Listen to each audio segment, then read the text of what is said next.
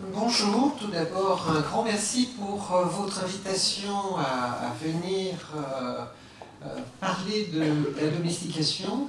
Et durant ma présentation, je vais parler pratiquement pas de chevaux. Je suis vraiment tout à fait désolé. Mais j'aimerais vous replacer effectivement cette domestication dans une histoire plus grande et plus vaste. Et je regarde... Oh, c'est bizarre. Oui.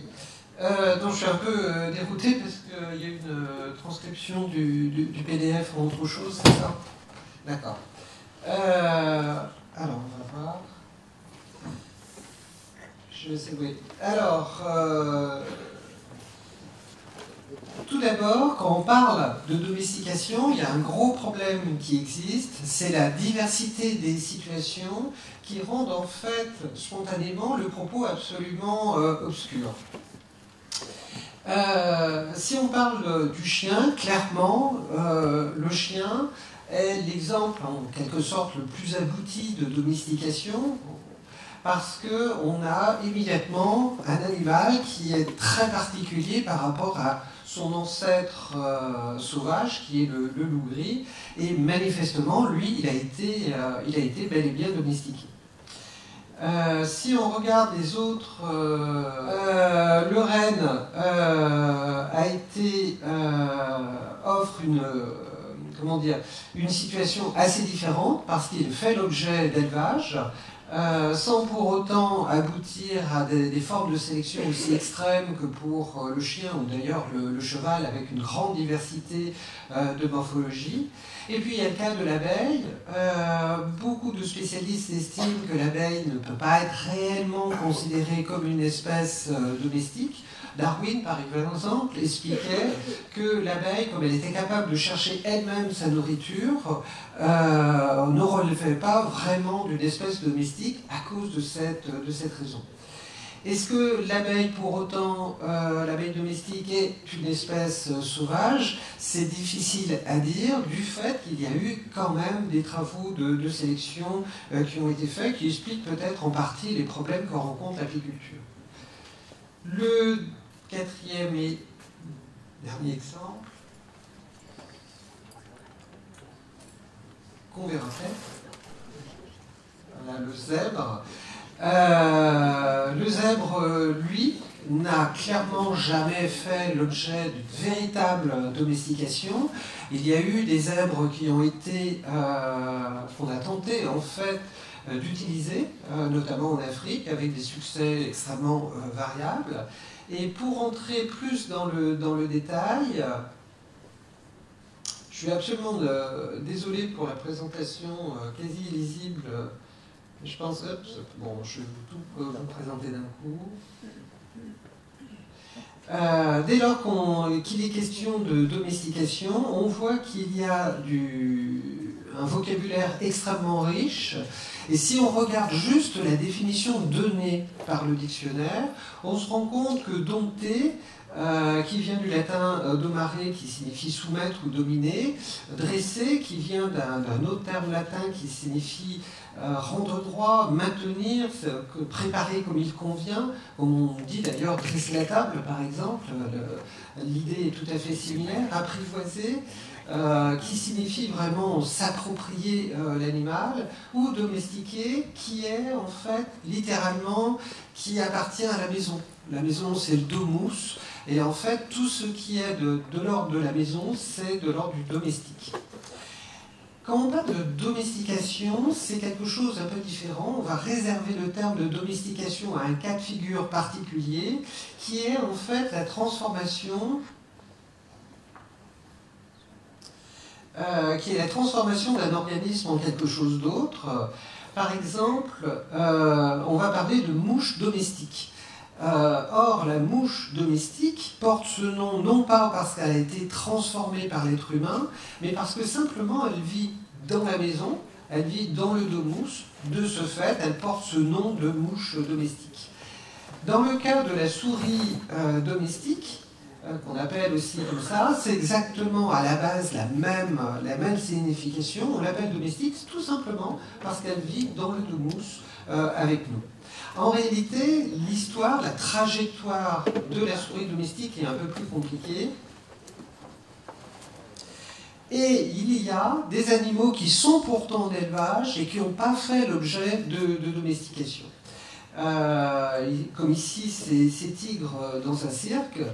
Et d'ailleurs, c'est un exemple qui est important parce qu'on voit bien la subtilité ou la différence. La domestication, c'est quoi? C'est le fait de prendre un groupe d'individus sauvages, de les sélectionner, c'est-à-dire qu'on garde certains individus, qu'on fait se reproduire eux-mêmes, entre eux, on élimine les autres, et la génération d'après, on recommence le phénomène. On garde certains individus, on élimine les autres, et on va reproduire cette sélection délibérée, génération après génération, jusqu'à aboutir à une transformation radicale de ces animaux qui s'éloignent de plus en plus de leurs ancêtres sauvages. Dans le cas du tigre, en fait, et de ce qu'on lui apprend, notamment par exemple dans un cirque, cet apprentissage n'est pas héréditaire. Ce qu'apprend un certain individu, en fait, meurt avec lui et on est obligé de recommencer l'opération. Donc on voit bien que le domptage, le dressage s'oppose, au niveau juste des mots, à la domestication proprement dite. J'ai quand même mis quelques chevaux pour que vous ne soyez pas totalement dépaysés. Alors, qu'est-ce que c'est que la domestication? C'est partir d'un animal sauvage, encore une fois, comme ici ce loup gris, et par ce travail de sélection répété sur un très grand nombre de générations, d'aboutir à un animal totalement différent.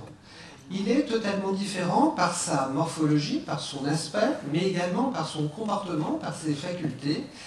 Par exemple, le chien est capable d'interagir avec vous d'une certaine façon que le loup, même élevé à sa naissance, sera incapable de faire. Et ça, c'est quelque chose qu'on a fabriqué, en quelque sorte, par la sélection que l'on a réalisée.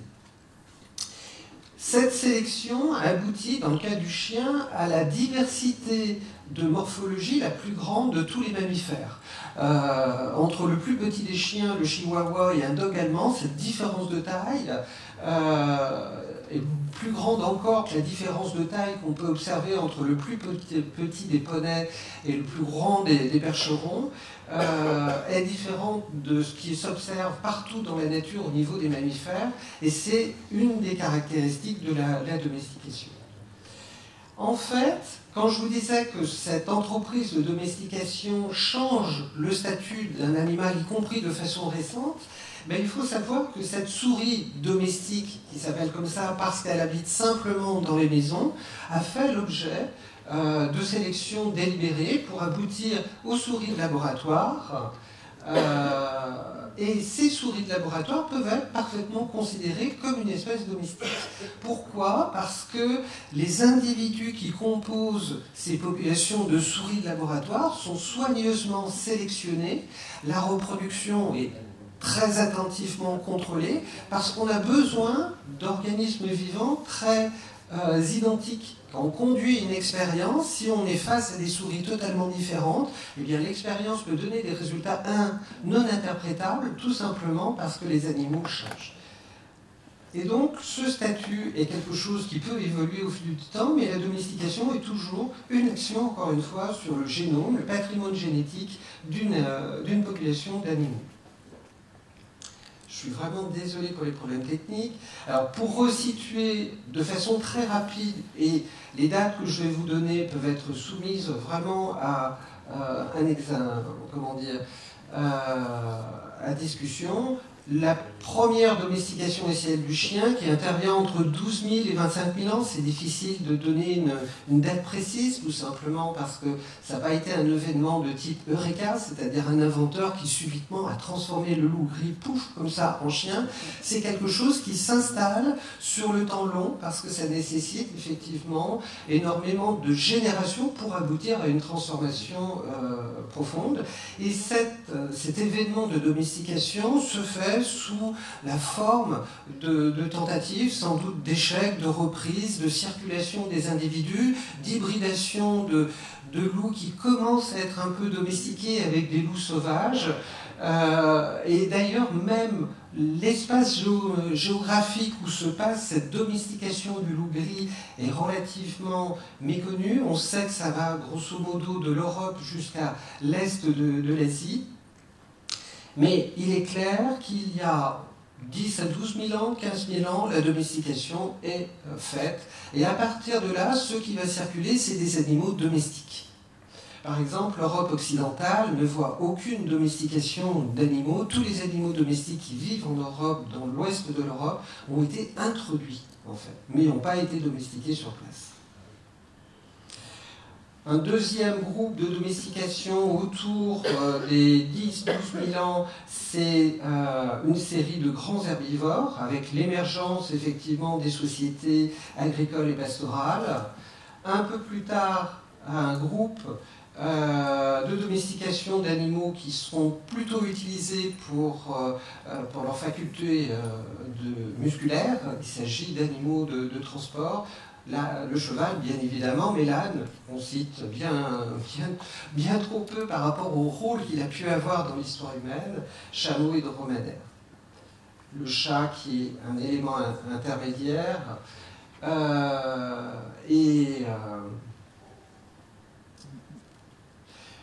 Alors, initialement, l'idée de, la compréhension de ce que c'est que la domestication animale doit beaucoup à Charles Darwin. Charles Darwin s'est intéressé à la domestication tout simplement parce qu'il trouvait que la sélection artificielle par l'être humain était un bon modèle pour comprendre ce qui se passait dans la nature. Lui-même élevait des pigeons. Il était vraiment extrêmement intéressé par cette capacité de sélection qu'on pouvait avoir avec les animaux. Et il émet l'hypothèse, dans les écrits qu'il consacre à la domestication, que le premier critère qui est sélectionné par les plus anciens éleveurs est en fait le critère de la docilité. C'était des animaux qui étaient sélectionnés en fonction de leur docilité, et c'est cette docilité qui produit chez ces animaux toute une série de transformations physiologiques. Simplement, Darwin ne connaissait pas la génétique, il n'avait pas d'explication à fournir à ce mécanisme-là. Il a fallu attendre pas mal de temps pour avoir une explication de son intuition. Et il y a un généticien russe qui va mettre en place, dans l'après-guerre, une série d'expériences sur des renards argentés qui sont élevés pour leur fourrure. Et il va faire un protocole d'expérience relativement simple. On le voit ici avec ces renards. Alors en fait, les renards vont être isolés dans des cages. Ils ne vont quasiment pas voir d'éleveurs. Il n'y a pas de contact physique entre les éleveurs et ces renards. Et à chaque génération, c'est les renardeaux qui manifestent le moindre, la peur la plus petite face à la présence de l'éleveur qui vont être regardés. Les autres individus vont être retirés et éliminés. Et on va faire se reproduire entre eux ces renardeaux qui manifestent juste un petit peu moins de peur que les autres renardeaux.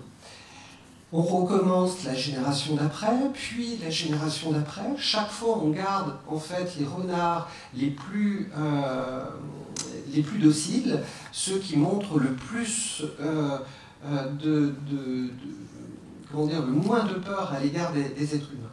Et on se rend compte que cette sélection contre l'agressivité, en fait, ça augmente bien évidemment la tolérance au stress, ce qui est d'ailleurs un critère important, parce que les animaux qui sont dans des élevages sont dans des conditions en fait de stress important. Le mode de vie artificiel qu'on donne à ces animaux est très éloigné de leurs besoins naturels, donc d'où cette importance d'avoir des espèces domestiques qui supportent les conditions de l'élevage. Et c'est étroitement lié au développement embryonnaire. C'est-à-dire qu'il y a, au moment de la constitution de l'embryon un ensemble de cellules qu'on appelle la crête neurale, pour faire vraiment très très simple, qui sont des cellules polypotentes qui vont avoir une action extrêmement diversifiée sur la constitution des embryons. Ces cellules qui vont en fait agir sur les niveaux hormonaux, par exemple, et qui vont en fait, le fait de sélectionner des individus dociles revient à agir sur ces gènes-là, et ces gènes contrôlent d'autres éléments de la constitution de l'embryon, notamment la forme et la taille de la queue, le fait d'avoir des plaques blanches sur le pelage, qui est une caractéristique de la domestication, les œstrus, c'est-à-dire le nombre de cycles reproductifs dans l'année. Et après seulement 40 générations de reproduction de renards, ça représente quand même 45 000 animaux, et bien en fait, il a obtenu des animaux différents, notamment avec des pelages assez différents, et surtout, vraiment avec des pelages blanches. Ce n'est pas un animal albinos, c'est vraiment ce phénomène de pelage pie qui apparaît sur le renard. Les queues, comme vous voyez en bas à droite, en tire-bouchon, qui est aussi un symbole classique de la domestication, et les oreilles cassées pour l'autre renardeau. C'est-à-dire qu'en seulement 40 générations, il commence à avoir des renards qui montrent tous les signes qu'avait vu Darwin d'un point de vue théorique, qui caractérisaient ces espèces domestiques. Donc vous voyez des renards quand même très nettement différents de ce qu'ils étaient autrefois. Alors ces renards ne sont pas totalement domestiques, hein, ils sont pas un comportement de chien, loin de là. Ils restent quand même des animaux sauvages, mais ils ont moins peur que des renards parfaitement sauvages de la présence humaine, par exemple. Alors on a fait par exemple un test assez classique, consiste à mettre un être humain dans une cage, à introduire un animal. Alors on a fait des tests nombreux entre le chien et le loup, ainsi qu'avec le dingo. Vous savez, c'est un chien particulier qui existe en Australie, qui est en fait un ancien chien domestique qui vit à l'état sauvage. Et on introduit un chien dans cette cage et on mesure le temps que ce chien regarde, fixe dans les yeux l'être humain qui est assis, le nombre de fois qu'il le regarde et la durée de ses regards. Et en fait, on se rend compte que, par exemple, le loup regarde souvent, mais très très très peu longtemps, l'être humain. Il ne soutient pas le regard. Tandis que le chien, lui, va le faire beaucoup plus souvent. Ça, c'est quelque chose qui est une caractéristique issue de cette sélection d'animaux dociles, en fait. Ça a modifié profondément le comportement, et cette capacité qu'a le chien de vous regarder dans les yeux, de vous soutenir le regard, voire d'interagir avec vous pour expliquer ce dont il a besoin, ça, c'est quelque chose qui est issu de la domestication. C'est une faculté, en fait, qui est innée, il n'a pas besoin de l'apprendre. Ce qu'un loup n'aura jamais. C'est-à-dire même un loup élevé à sa naissance n'aura jamais cette propension à vous regarder dans les yeux pendant longtemps. Et le dingo, qui est un animal vraiment intermédiaire entre le chien parfaitement domestique et le loup gris parfaitement sauvage, va vous présenter des résultats absolument intermédiaires entre les deux. Ce que Charles Darwin avait expliqué, on l'a dénommé aujourd'hui le syndrome de domestication, et il avait noté toutes ces séries de caractéristiques dans des espèces domestiques, des dépigmentations, ce pelage pie, qui se rencontre dans un très grand nombre d'espèces domestiques, le furet, le porc, le mouton, la chèvre, le lama, l'alpaga, les rongeurs, souris, rats, cobayes, et d'autres animaux, les oreilles pendantes, chez pas mal d'espèces également, ou réduites, le fait que le mufle soit plus court, c'est-à-dire qu'on observe un aplatissement de la la structure du crâne. Et là aussi, c'est dû à cette fameuse crête neurale, parce que ces gènes commandent la structure osseuse, des dents plus petites, une docilité chez toutes ces espèces, un cerveau plus petit, ou en tout cas une réduction de la capacité crânienne chez presque toutes ces espèces. On a même observé que des truites ou des saumons qui étaient en cours de domestication présentaient une réduction de la taille du cerveau également.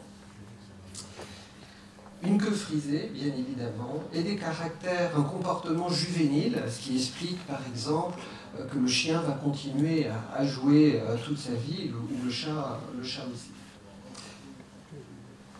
Alors, il faut savoir que cette domestication, cette transformation en fait du patrimoine génétique d'un groupe d'individus ne peut pas revenir en arrière. C'est-à-dire, c'est pas parce qu'on va libérer une espèce qui a été domestiquée dans la nature qu'elle va retrouver les caractéristiques qu'elle avait à l'origine.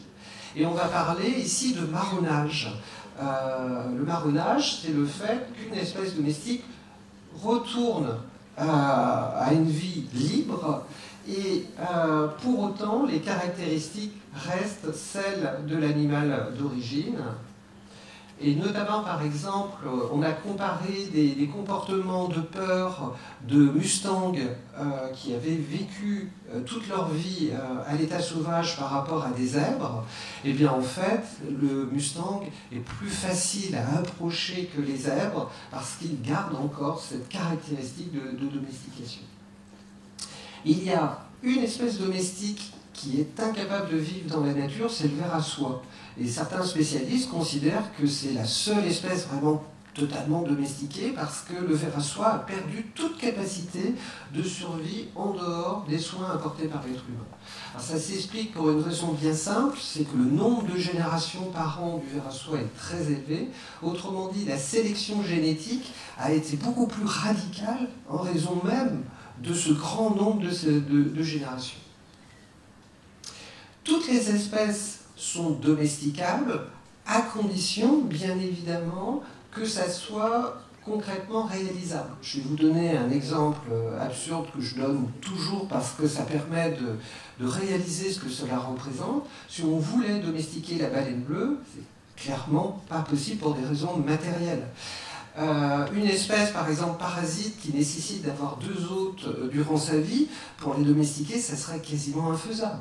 Parce que la biologie de l'espèce serait tellement compliquée à maîtriser, contrôler, que de toute façon, ça ne pourrait pas se faire. L'expérience qui a été faite avec le renard argenté en Russie, en fait, on a d'autres exemples. Par exemple, le rat blanc utilisé en laboratoire a fait l'objet également d'études de son évolution au fur et à mesure de sa domestication. Alors, je vais sauter un petit peu ça parce que vous allez le revoir de toute façon ce week-end. Ce marronnage a des conséquences sur la biodiversité sauvage absolument considérables. L'exemple le plus extrême est probablement l'Australie, qui abrite 20 millions de cochons, plus de 2 millions de chèvres, 300 000 chevaux, 5 millions d'ânes et 500 000 chameaux, pour un territoire qui n'avait aucune de ces espèces avant l'arrivée des Européens. Toutes ces espèces ont été introduites. Et bien sûr, toutes ces espèces ont un impact très négatif sur la biodiversité australienne. Ah, j'ai perdu ma connexion.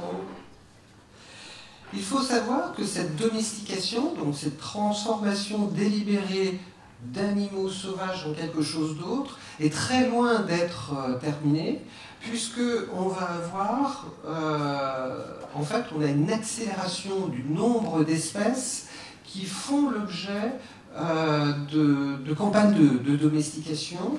Et je vais vous donner 4 exemples. Tout d'abord, il y a les animaux de laboratoire qui peuvent être, encore une fois, dans la plupart des cas, sauf les singes, considérés vraiment comme des espèces domestiques. Là, par exemple, c'est une image d'un hamster doré. Le hamster a été cherché au début du XXe siècle dans le désert en Palestine, parce qu'on avait besoin d'un nouvel animal de laboratoire, un petit mammifère dont on contrôlait facilement la reproduction. Et en fait, ce hamster qui a fait l'objet d'une capture dans la nature a été apporté dans les laboratoires, a fait l'objet d'une sélection, devenu une espèce domestique parce qu'il a fait, encore une fois, une sélection répétée sur plusieurs générations. Et puis, ces animaux sont partis, en quelque sorte, ont eu un deuxième usage, à savoir comme animal de compagnie. Dans les animaux de laboratoire, il n'y a pas que des rongeurs, il y a aussi des insectes, on peut penser à la drosophile. Il y a également des poissons, par exemple, il y a également des vers qui ont été domestiqués à des fins de produire des lignées spécifiques. Et quand je dis qu'on produit des lignées très particulières, par exemple dans le cas des souris, les souris spontanément ne font quasiment pas de cancer. Et quand on fait des recherches sur des cellules cancéreuses, on a besoin en fait d'animaux qui ont des cancers. Et donc on a fabriqué des lignées de souris qui ont spontanément des cancers, alors que ce n'était pas le cas dans la nature. Bien évidemment, il y a l'aquaculture qui représente un énorme volume, une énorme quantité d'espèces variées qui font l'objet de sélection, certes qui ne vont pas toujours jusqu'à une domestication pleine et entière, mais c'est quelque chose qui est vraiment impressionnant par le nombre de taxons concernés. Et les choses vont continuer parce qu'aujourd'hui on parle de plus en plus de faire des élevages d'insectes au niveau industriel, ce qui pose beaucoup de problèmes d'éthique, notamment environnemental, parce que l'entomofaune, les insectes, vraiment c'est une partie de la biodiversité qui va très mal et c'est extrêmement inquiétant. Et l'idée d'avoir des gros élevages d'insectes avec la possibilité de voir émerger de nouveaux pathogènes propres aux insectes qui ne risquent pas d'affecter l'homme, mais qui risquent d'affecter d'autres espèces, elles, sauvages d'insectes, comme on a vu le cas avec l'aquaculture, avec une diffusion extrêmement grande de pathogènes et de parasites à cause de l'aquaculture, eh bien ça peut être vraiment une source d'extrême inquiétude. Mais clairement, ces espèces qui sont soumises à ces élevages vont connaître une forme de domestication. Et puis, il y a le cas des nouveaux animaux de compagnie qui posent bien la question de où on peut établir la frontière de la domestication. Par exemple, lorsqu'on parle du chien, c'est clair qu'il a été domestiqué, la diversité des formes, le comportement, l'éloignement par rapport à son ancêtre, le loup gris, puisqu'on l'a encore sous la main, c'est clairement une espèce domestiquée. Les grands herbivores que je citais, vaches, cochons, chèvres, moutons, auxquels on peut ajouter le cheval et l'âne, sont clairement également des espèces domestiques. Déjà, le chat, c'est plus compliqué. Par exemple, certains spécialistes considèrent que comme le chat est tout à fait capable de chercher lui-même sa nourriture, ou par exemple c'est un phénomène qu'on voit bien dans les zones pavillonnaires, où le chat d'une maison décide d'aller dans la maison d'à côté, sans forcément qu'il y ait des raisons très évidentes à ce déménagement qu'il va faire, montre bien une certaine indépendance que n'a pas du tout le chien. Autrement dit, il y a des formes très claires d'animaux qui ont été domestiqués, il y a des formes très claires d'animaux qui sont restés parfaitement sauvages, on peut penser aux zèbres, et entre les deux, il y a une sorte de zone grise où évoluent énormément de populations animales, comme le chat par exemple, comme l'abeille, qui font l'objet de sélection sans aboutir totalement à cette forme extrême qui serait la transformation radicale de leur génome. Il faut savoir aussi que qui dit domestication, dit sélection, mais sélection délibérée. Le fait, par exemple, de nourrir des oiseaux en hiver dans son jardin opère une forme de sélection. On sait qu'il y a des espèces, par exemple, qui migraient l'hiver du nord de l'Europe, préfèrent maintenant faire un coude vers l'Angleterre et de passer l'hiver dans les banlieues britanniques parce qu'il y aura de la nourriture tout l'hiver, et ça fait un travail de sélection génétique. mais ça ne reste pas délibéré. Dans le cas des NAC, on est dans cette zone grise avec des formes de sélection. On connaît des éleveurs de serpents qui cherchent à faire des hybrides improbables en certaines espèces, parce que tout simplement ça a plus de valeur.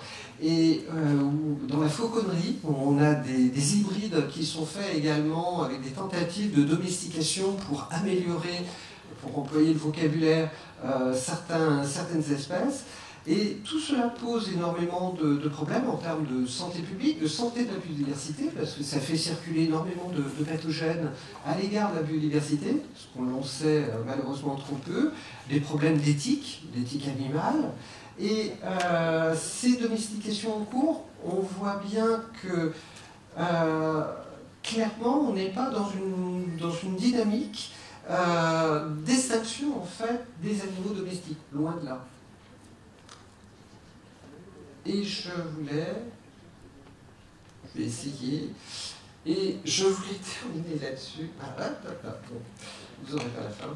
Et c'est vraiment, encore une fois, il faut comprendre que cette domestication ne peut pas être abordée d'une façon simple. Vous ne pouvez pas dire, je vais vous donner une définition simple de la domestication en dehors du fait qu'il s'agit d'une sélection délibérée qui conduit à la transformation physique, biologique, comportementale d'un groupe d'animaux qui, avant, étaient des animaux sauvages.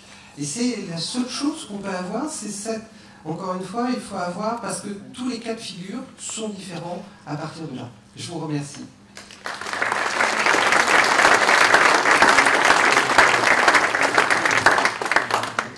Merci infiniment. Est-ce qu'il y a quelques questions pour Valérie ? Merci pour votre exposé. J'aurais voulu avoir votre avis sur les animaux dans les zoos. Par exemple, le cas des tigres, où on va voir des tigres blancs qui apparaissent comme blancs. Les tigres blancs sont des tigres albinos. C'est pas une variété qu'on a fabriquée parce qu'il n'y a pas eu réellement de domestication. On sait par contre que les animaux dans les jardins zoologiques que l'on fait se reproduire, c'est-à-dire il n'y a pas d'apport d'individus capturés dans la nature, présentent inévitablement au fil des générations des différences de plus en plus marquées par rapport à leurs ancêtres restés sauvages. Mais dans le cas du tigre blanc, non, c'est juste une variété accidentelle, je dirais individuelle. Il n'y a pas eu de sélection pour aboutir à ça. Madame, est-ce que je propose un rapprochement entre le chien et le cheval? Vous avez dit que le chien avait été l'espèce la première domestiquée, alors qu'on se demande un peu quelle utilité pratique il avait pour l'homme, à part d'être mangé, ce que souvent on oublie. Le chien, non, enfin, oui, je vais vous laisser. Alors, désolé. Est-ce que ça, il n'y aurait pas, en fait, dans certaines espèces, comme le chien et le cheval, une double opportunité, en fait, qui est parmi la domestication? Alors, il est certain, par double opportunité, c'est en fait le rapprochement, par exemple, des chiens des anciens campements de nos ancêtres préhistoriques, parce qu'ils venaient en fait faire les poubelles, tout simplement, ils récupéraient les déchets qu'on pouvait rejeter. Ça, c'est vrai, il y a eu certainement un rapprochement entre êtres humains et loups, puisqu'à l'époque c'était encore des loups gris. Mais l'intérêt de domestiquer le loup gris est évident, c'est-à-dire il sert d'auxiliaire de chasse. Le fait qu'il y avait des chiens en élevage qui étaient destinés à être consommés à l'époque préhistorique, à ma connaissance, je n'ai jamais vu la trace d'étude, certainement, par contre, ça paraît beaucoup plus réaliste qu'ils servent d'auxiliaire de chasse. Et la plus ancienne représentation rupestre de chiens est au Proche-Orient, où on voit, c'est une représentation qui a environ 10 000 ans, 8 à 10 000 ans, où on voit un chasseur avec un arc qui est entouré d'une meute, et plusieurs de ces animaux ont des colliers rattachés par des laisses à la taille du chasseur, ce qui est pratique parce que ça laisse les mains libres pour le chasseur. Et comment sait-on que ces animaux ne sont pas des loups ou des coyotes, par exemple? C'est tout simplement, ou des chacals, pardon, c'est tout simplement parce que leur queue est et retourné en spirale, un peu sur l'abdomen, et que le graveur de l'époque a montré des plaques blanches sur l'animal. Donc ça, ces deux signes montrent bien qu'il s'agissait très probablement d'animaux déjà domestiques. Mais clairement, le chien va d'abord et avant tout servir d'animal de chasse. Dans d'autres cas, pour d'autres domestications, l'utilité est plus complexe. Par exemple, il y a des spécialistes qui avancent que la domestication de l'aurochs, qui a donné la vache et le zébu, a été, par exemple, dans certaines régions, sans doute dictée davantage pour des besoins d'animaux sacrificiels, plutôt que de domestiquer ce bovin pour le manger ou pour sa force, en fait. Parce qu'il y avait des cérémonies dans la Grèce antique qui sacrifiaient quelques centaines de bovins qui devaient avoir la même taille, la même robe, le même sexe, le même âge, avec le même type de corne. Ça, c'était, on ne pouvait pas en fait le fournir simplement en capturant des animaux sauvages, ce n'était pas possible. Et il y a toute une série d'animaux qui ont été domestiqués pour des raisons culturelles extrêmement variées, et qui changent d'ailleurs au fil du temps. Le problème dans le cas du chien, puisque c'est la plus ancienne, on peut que supposer ce qui a été fait, mais le plus probable, ça reste quand même beaucoup le fait qu'il soit un auxiliaire de chasse. La domestication va donner une capacité de tolérance plus grande aux animaux qui sont domestiques, à la présence humaine, encore une fois au type de vie imposé par je ne sais pas, que ce soit tout ce qui a trait en fait à la conduite de l'élevage. Après, les capacités d'apprentissage, il faut voir comment ces apprentissages sont faits chez toute une série d'animaux. Par exemple, on parle de l'éléphant domestique. Je vais sortir de l'exemple du chat. L'éléphant n'a jamais été véritablement domestiqué. En Asie, par exemple, les animaux qu'on utilise le sont après une éducation extrêmement brutale chez les juvéniles, mais vraiment très brutale. On les affame, on les assoiffe, on les bat, on les fait fréquenter des éléphants, d'autres éléphants, parce que c'est des animaux sociaux, mais juste pour que ces éléphants adultes martyrisent les éléphantaux, on brise en fait réellement la personnalité de l'animal. Dans le cas du chat, qu'il y ait un apprentissage, je ne sais pas réellement comment c'est possible de faire. Autant chez certaines espèces, le chien, je pense en partie le furet, le cheval, c'est un apprentissage relativement faisable, sans passer par des moyens aussi brutaux qu'avec l'éléphant, mais avec le chat, je suis extrêmement sceptique. Je ne dis pas que ça ne peut pas arriver, je suis juste prudente et je demande d'avoir un rapport détaillé de ça. J'ai quand même un peu des doutes. Il y a eu un dresseur dans un cirque. Ah oui, non, mais j'en doute pas. Mais vous savez, c'est après, encore une fois, il faut avoir beaucoup de prudence. C'est-à-dire quand on travaille sur ce type de sujet, il faut vraiment avoir beaucoup de prudence sur ce qui est avancé, parce que beaucoup de choses sont avancées qui ne correspondent pas forcément à la réalité. Par exemple, on a parlé de dressage de puces. J'avais travaillé là-dessus.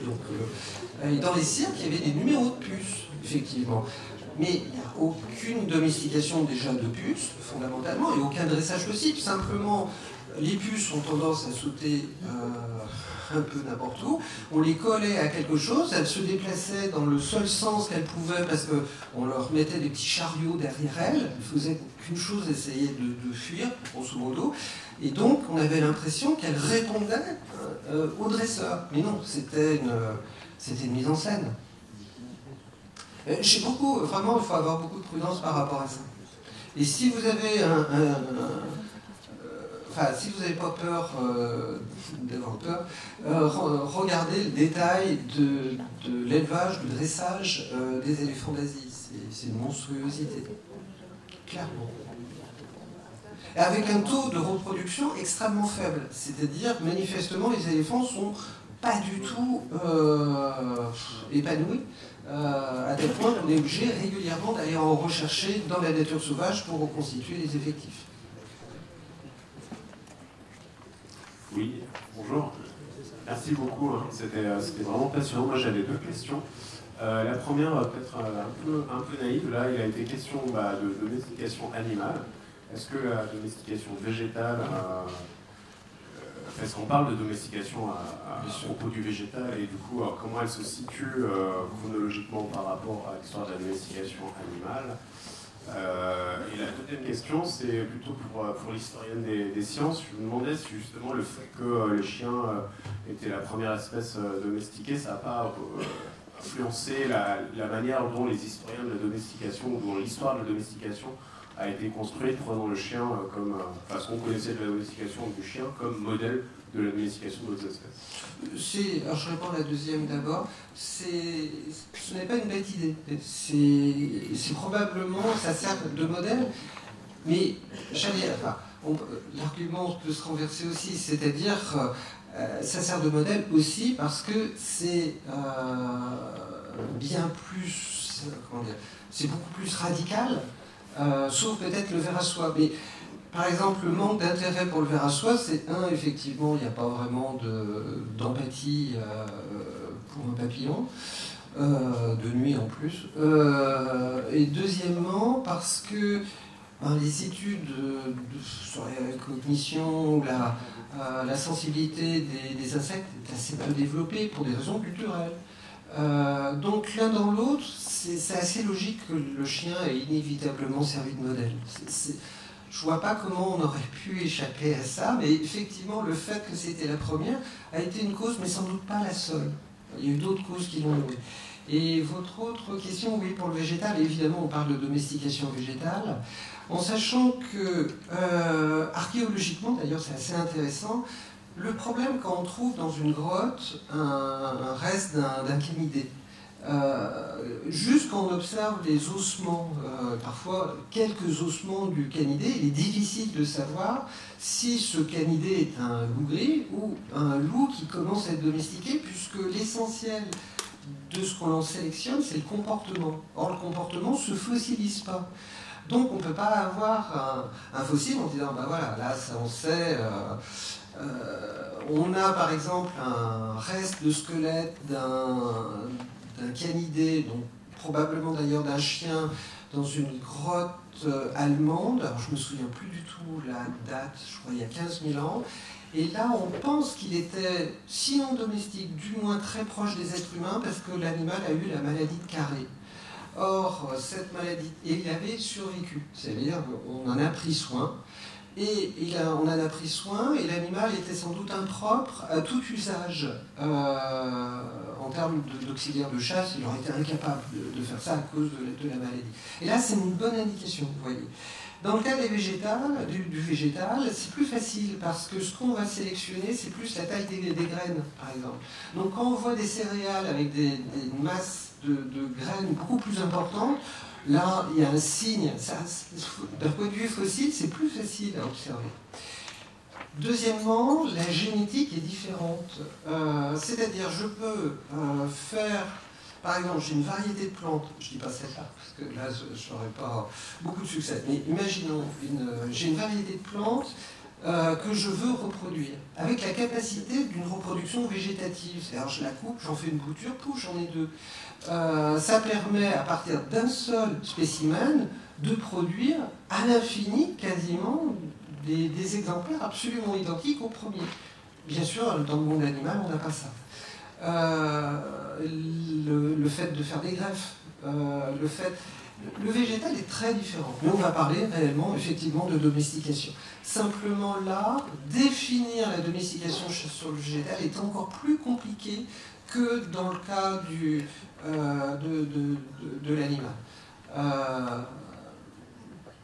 Mais c'est quelque chose, évidemment, qu'on fait.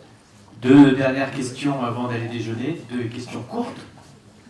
Oui, très courtes. Pardon, Sébastien Lepès. Faut-il forcément chercher un intérêt que pourrait avoir l'homme à domestiquer l'animal dans le processus domesticatoire? Est-ce que finalement, la question symbolique ne se pose pas aussi, c'est l'appropriation de la nature. Donc en fait, il y a aussi pas forcément une volonté d'utiliser l'animal qu'on va domestiquer. Peut-être que le chasseur paléolithique, magdalénien, qui aura domestiqué le chien, peut-être qu'il ne va pas se lever le matin en disant tiens, je vais trouver un auxiliaire de chasse. Donc il y a aussi cet aspect-là. Et puis qu'est-ce que vous pensez aussi du fait que finalement, c'est un échange. Il faut aussi que l'animal apprivoise l'homme pour qu'il n'ait plus peur de lui. Autrement dit, est-ce que finalement, on n'est pas dans le processus domesticatoire, dans le cadre d'un échange homme-animal, et c'est pas forcément cette question d'intérêt qu'aurait l'homme à s'accaparer les vertus d'un animal. On voit sur le cheval, on est plutôt dans une phase dans des phases d'échange en fait. Qu'est-ce que vous pensez de ça? Alors, c'est une idée que beaucoup de gens, comment dire, c'est une idée qu'on voit fréquemment, c'est-à-dire une sorte d'échange. Alors dès qu'on parle des chats, c'est encore plus net, parce que beaucoup de gens vivent plus chez leur chat que l'inverse, ça c'est clair. Et c'est sans doute l'un des attraits du chat, mais ça c'est une autre question aussi. Le problème, c'est que toute cette histoire est quand même largement asymétrique. C'est-à-dire qu'il s'agit bel et bien quand même, fondamentalement, de servir des intérêts humains, qu'ils soient matériels ou symboliques. Par exemple, la domestication du poulet a-t-elle reposé sur le besoin d'œufs et de chair? C'est pas évident. D'avoir besoin d'animaux sacrificiels, utilisés dans les sacrifices, utilisés dans les combats, ça c'est nettement plus certain. Le poisson combattant qui a été domestiqué est une espèce utilisée uniquement dans les combats de poissons, très populaire en Asie du Sud-Est. Mais c'est quand même une finalité humaine. L'asymétrie est évidente et manifeste. Les élevages, c'est des élevages de certaines bêtes par des êtres humains. C'est pas l'inverse qu'on voit. Vous comprenez, l'asymétrie est tellement flagrante que dire qu'il y a un intérêt, enfin présenter les choses comme ça, moi me pose problème, parce que ça, en quelque sorte, ça oblitère toute une dimension qui est une dimension effectivement problématique de rapport de domination. Il y a quand même une espèce qui est plus forte que les autres.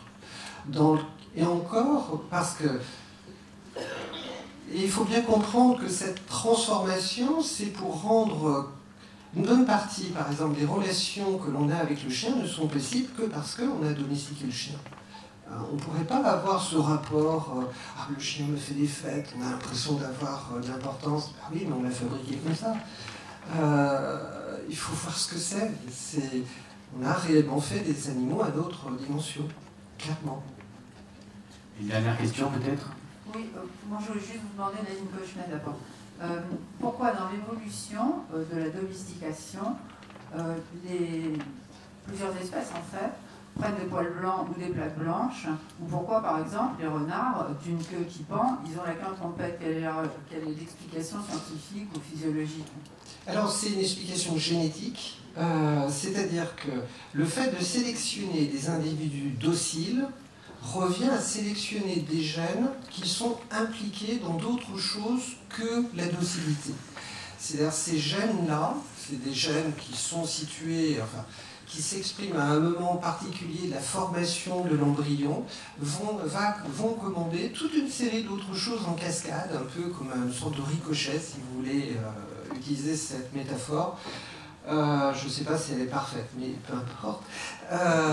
Et qui va avoir une conséquence sur le pelage, sur les oreilles, sur la face, sur les oestrus, sur le comportement juvénile qui va perdurer. C'est en fait en sélectionnant un élément, et donc un groupe de gènes, ça va avoir une incidence sur toute une autre série de facteurs. Mais ça, c'est quelque chose qui est assez banal en génétique, où un gène ne va pas contrôler qu'une seule fonction physiologique, mais plusieurs. Merci bien, je crois qu'on peut l'applaudir. Fin de cette matinée.